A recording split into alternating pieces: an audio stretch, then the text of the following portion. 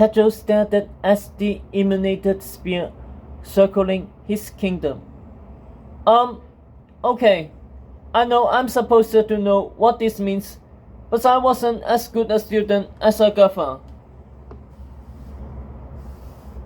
It means the unrest in the woods is as careful planned as the quest assignments are.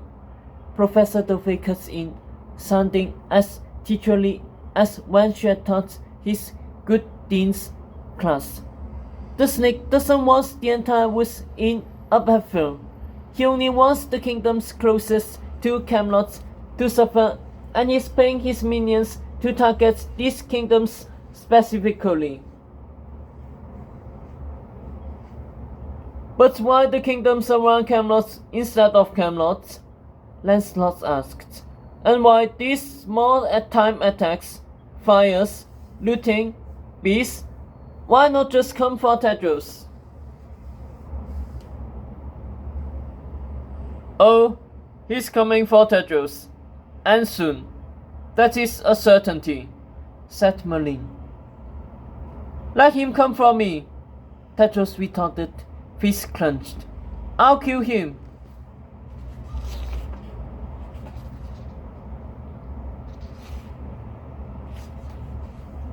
And that is precisely the snake's plan, to bait you into a fight you are not ready for, said Merlin sternly. You have no army yet. The people of Camelot doubt your place and fitness as king. The kingdoms around Camelot are plagued by chaos and fear, their rulers desperately calling on Camelot to save them, as it has always done before. Only this time, Camelot's king has done nothing to help them. And yet, you still think you're ready to fight?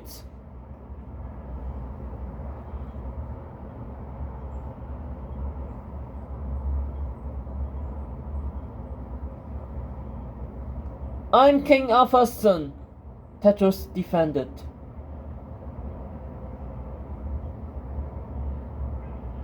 A king is only as strong as his kingdom. A king is only as strong as his allies. A king is only as strong as his army. You are not strong, Tedros, and the snake knows it, said Merlin, bearing down. You are as weak now as your father was in the last year of his reign, and his weakness led not only to his death, but to the fall of the kingdom into enemy hands. Tedros went quiet. The snake is well aware of your father's history, said the wizard. He will not give you the time to build an army or get stronger. Soon he'll reveal himself to the woods as the mastermind behind all these attacks and dare you to battle him on a grand stage. And it's quite clear what this stage will be. Tedros paled. The 4 points, he said, meeting the wizard's eyes. Well, that was wondered.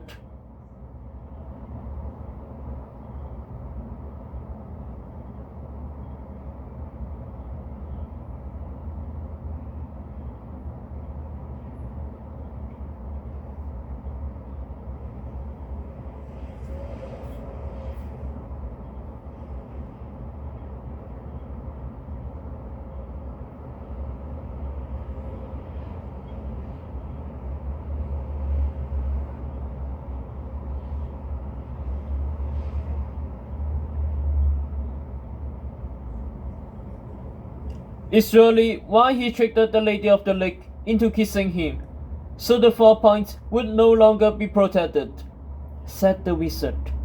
He pointed towards a tiny territory on the map not far from Camelot, where 2 Ever Kingdoms and 2 Never Kingdoms met. George Jolie, Kingdom Kydras, Wavenbow, and Bloodbrook. The 4 points isn't just a symbol of King Arthur's reign. It is the only reason there is lasting peace between good and evil, a truce point that reminds kingdoms Camelot will fight to protect the balance. The people of the woods are terrified right now. If the snake murders you on the same spot your father suffered a fatal blow, it means he is not just more powerful than King Arthur, but more powerful than his legacy. With that kind of power, I assure you, no one will stop him from walking into Camelot and taking your crown, regardless of what becomes of Excalibur.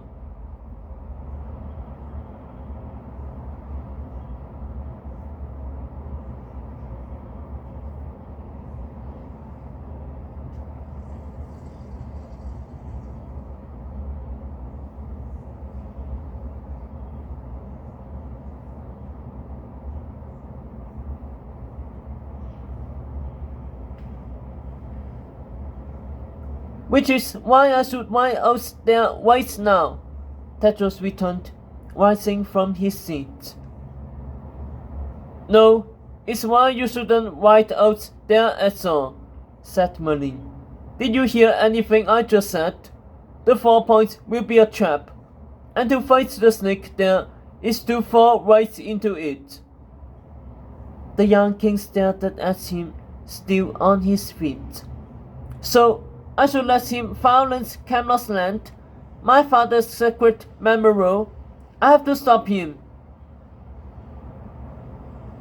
With no Excalibur and no Lady of the Lake, Professor Dovey said, echoing the wizard.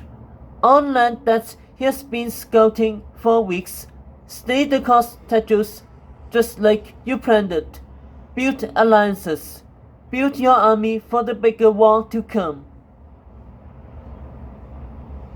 I don't need Excalibur. I don't need the Lady of the Lake, Tedros persisted. I have to fight for my people. I'm the leader, Merlin. I'm the defender. If he even gets near the 4 points, I'll slit this reptile's throat and prove I'm king once and for all. Tedros is right, Lancelot jumped in. He can't let the 4 points go undefended.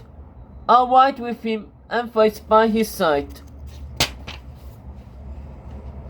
It's too dangerous, said Guinevere, clearly distracted now that her love's life was at risk. Arthur and I always took on the most dangerous enemies ourselves. You know that, Gwen. Lancelot glowed. That was his duty as king. That was my duty as his knight. That's how we kept this kingdom safe.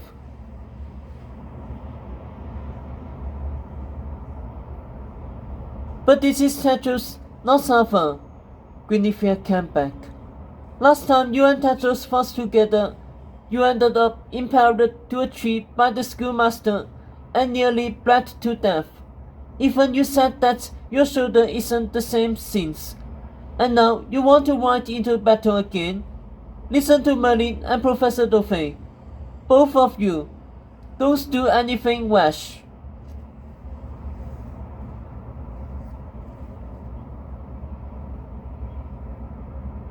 Mother, I know I am not my father.